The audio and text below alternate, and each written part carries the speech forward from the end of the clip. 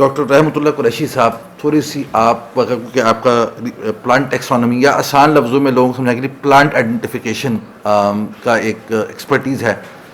शहद के उस एस्पेक्ट से ख़ास तौर पे, क्योंकि वैसे तो आपने बहुत सारी रिसर्च की हुई है शहद के हिसाब से, फ्लोरा के लिहाज से, क्या इस पे आपका एनालिसिस है, क्या स्टडी है अभी तक की, थोड़ा सा आप हमें गाइड कीजिए। बिस्मिल्लाहिर्रहमानिर्रहीम। देखें, आपने जब फ्लोरल सोर्स या पौधों का जो इसमें शहद प्रोड्यूस करने में जो रोल का आपने फरमाया है अभी, तो उसमें पाकिस्तान के अल्हम्दुलिल्लाह हर जोन में मुख्तलिफ़ किस्म का फ्लोरा है, मुख्तलिफ़ किस्म की स्पीसीज़ हैं, मुख्तलिफ़ उसमें भी अनवा व अक़साम हैं। यानी कि एक समझ लें कि जब हम बेर की बात करते हैं, फ़र्ज़ करें तो बेर के अंदर भी 6 जो प्लांट स्पीसीज़ हैं, या कह लें कि 6 अक़साम की बेर हमारे यहाँ पाकिस्तान में मौजूद है, और उनकी डिस्ट्रीब्यूशन, उनकी तकसीम भी अल्लाह पाक ने मुख्तलिफ़ जोन्स में कर दी है। अगर हम ज़िज़िफ़स ऑक्सीफाइला की बात करें तो आपको ये प्लांट ज़्यादातर फरी और गलियात वाले एरिया में ज़िज़िफ़स ऑक्सीफाइला यहाँ मौजूद है। अगर आप ज़िज़िफ़स स्पाइना क्रिस्टी की बात करें, जिससे कि यमनी सदर के नाम से मशहूर ब्रांड मौजूद है मार्केट में, और जो कि मेन्यूका के बाद, मेन्यूका जो टॉप क्वालिटी हनी है, उसके बाद उसका दूसरा नंबर है, और वो ज़्यादातर ज़ाहिर सऊदीया और यमन और इन एरियाज़ में वो पाया जाता है और उससे प्रोड्यूस ली जाती है। तो अल्हम्दुलिल्लाह पाकिस्तान में भी ये स्पीसी मौजूद है, जो कि ज़्यादातर थर डेज़र्ट और चोलिस्तान डेज़र्ट में यहाँ हमने रिपोर्ट किया है। इसके अलावा अगर आप ज़िज़िफ़स मॉरिशियाना की बात करें, जो कि ज़्यादातर अब तक जो हमारे यहाँ बेर से जो हनी प्रोड्यूस होता है, उस पे रिपोर्टेड यही कहा जाता है कि ये ज़िज़िफ़स मॉरिशियाना है, उससे रिपोर्टेड है। लेकिन उसमें भी मज़े की बात यह है कि ये स्पीसी ऐसी है जिसमें कि मुख्तलिफ़ किस्म की कल्टीवर या उसमें बहुत सारी वैरायटीज़ हैं, जो कि वो बेर की जो अक़साम है, जो मार्केटेबल जो फ्रूट है, वो मार्केट में अवेलेबल भी है। अलबत्ता कुछ रिपोर्ट्स हैं कि एक आध ऐसे कल्टीवर भी हैं जिस पे कि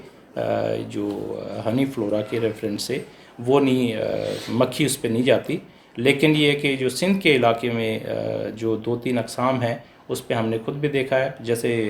नबी साहब ने बड़ी डिटेल में बताया कि हमारे यहाँ वाइल्ड कलेक्शन होती है, 3 स्पीसी हमारी अपनी है, तो हमने खुद भी कलेक्ट किया है और वाइल्ड फार्म में वहाँ पर मौजूद होती है। तो ज़रूरत इस अमर की है कि अगर हम उस जो प्लांट ज़िज़िफ़स मॉरिशियाना है, उसकी कल्टीवर अगर हम डेवलप करके पोठहार रीजन में और इस जो थल के रीजन में अगर हम उनकी प्लांटेशन कर दें, तो लोगों को ना सिर्फ ये है कि हनी मिलेगा, और दूसरे रेफरेंस में उनकी जो पैलेटेबल फ्रूट है, जो न्यूट्रिशियस फ्रूट है, वो भी मार्केट में इंट्रोड्यूस किया जा सकता है, जिससे कि जो लोग गुर्बत की काफ़ी निचली सतह पे जा चुके हैं, उन लोगों के लिए एक अर्निंग का सोर्स भी हो सकता है, और नतीजतन हमें हनी भी मिल सकता है। इसके अलावा हमारे पास ज़िज़िफ़स की और स्पीसीज़ हैं, नोमुलेरिया। इवन सिद्दर हनी के बाद जो दूसरे नंबर पे आती है, ज़िज़िफ़स स्पाइना क्रिस्टी के बाद ज़िज़िफ़स नोमुलेरिया, जो हमारे यहाँ बेतहाशा मौजूद है,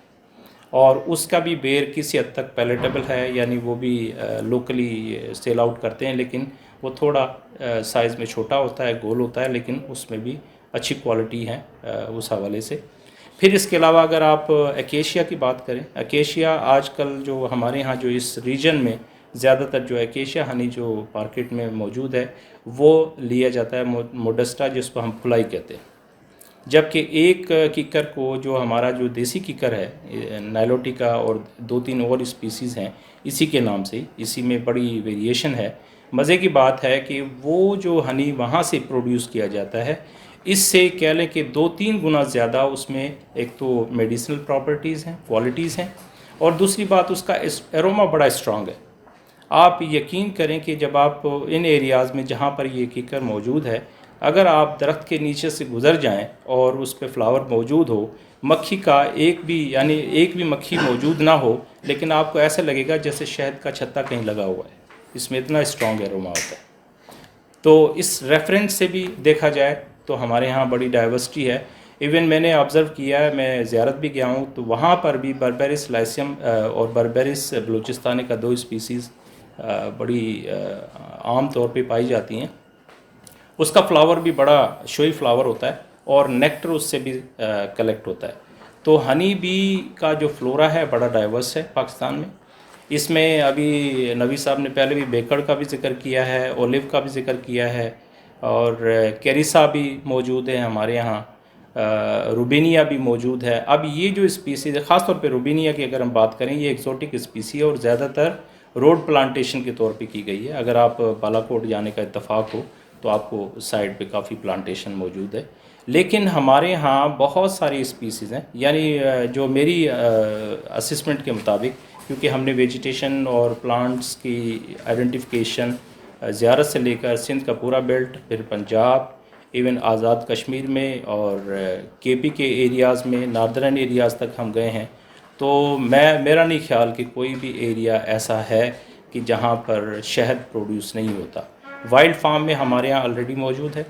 लेकिन ज़रूरत इस अमर की है कि हम ये देखें, तमाम की क्वालिटी असेसमेंट करें, नेक्टर पोटेंशियल को देखें कि नेक्टर डायनामिक्स क्या है, और ये इस असेसमेंट के ज़रिए से आपको पता चलेगा कि एक दरख्त के अंदर कितनी कैपेबिलिटी है, कितना नेक्टर मौजूद है। उसकी असेसमेंट अगर हम कर लें और साथ में फिर वो हनी इंडिविजुअली हर स्पीसीज़ का हम अलग से असेसमेंट करके उसको कंपैरेटिव एनालिसिस करें, तो हम मार्केटेबल, जो आप कहते हैं कि मेन्यू का हनी टॉप पे है, तो इसके मुकाबले में आपके पास नीम का भी हनी मौजूद है। नीम के हनी के बारे में तो हम कलेक्ट भी करते रहे, और हुक्मा हजरात यही कहते हैं कि अगर उसका हनी आपको मिल जाता है तो आँखों की बीनाई के लिए बहुत स्पेसिफिकली यूज़ किया जाता है। और ख़ास तौर पे जो अगर जिसको कहते हैं कि जाला पड़ जाना या मोतिया की इनिशियल स्टेज है, वो बहुत इसके लिए भी इफ़ेक्टिव है, लोग यूज़ करते हैं। इसी तरह अगर आप कैपेरिस की बात करें, कैपेरिस डेसिडुआ जिसका अचार भी मौजूद है, सुहांजना हमारे पास मौजूद हैं। We have lots of medicinal plant, बहुत सारी प्लांट्स हैं। तो मेडिसिनल हनी का जो कॉन्सेप्ट है उसको हम बहुत अच्छी तरीके से कर सकते हैं। हम हर जोन्स में अपने स्टेशंस बना के और उस हनी की प्रोडक्शन की तरफ अगर लोगों को, ख़ास तौर पे हमारे यहाँ जो पाकिस्तान का कोई 75% जो लैंड एरिया है वो रेंज लैंड्स है, और उस रेंज लैंड्स में भी डेजर्ट्स का एक बड़ा कंपोनेंट है हमारे यहाँ पाकिस्तान में। और इन एरियाज़ की नेचुरल वेजिटेशन को अगर हम एक्सप्लॉइट करें, और लोग जो वहाँ रहते हैं, जो कि जिनके पास माल मवेशी के अलावा कोई और अल्टरनेट सोर्स नहीं है अपनी लाइफ्स को सस्टेन करने के लिए, उस सूरत में हम अगर उनको वहाँ पर इस टेक्नोलॉजी को इंट्रोड्यूस करवा के और हनी प्रोडक्शन पे लगा दे, तो मेरा ख्याल है कि आपकी फूड सिक्योरिटी का काफ़ी हद तक मसला हल हो सकता है। बिल्कुल, thank you very much sir.